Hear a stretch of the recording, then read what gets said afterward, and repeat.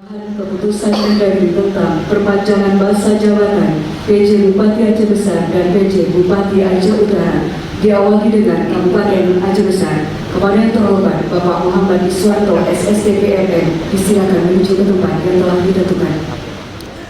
Penjabat Gubernur Aceh Bustami Hamzah SEMM menyerahkan surat keputusan atau SK perpanjangan masa tugas Muhammad Iswanto SSTPMM untuk tahun ketiga sebagai penjabat Bupati Aceh Besar di Anjungan Mata Komplek Meligo Gubernur Aceh Banda Aceh pada Minggu 14 Juli 2024. Perpanjangan masa jabatan PJ Bupati Aceh Besar itu berdasarkan keputusan Menteri Dalam Negeri nomor .2/100.2.1.3/1376 tahun 2024 tentang perpanjangan masa jabatan penjabat Bupati Aceh Besar kepada Muhammad Iswanto periode 2024-2025. Pengangkatan kembali Muhammad Iswanto oleh Mendagri untuk tahun ketiga juga karena dirinya dinilai berhasil menjalankan amanah sebagai pemimpin tertinggi di Kabupaten Aceh Besar oleh pemerintah pusat.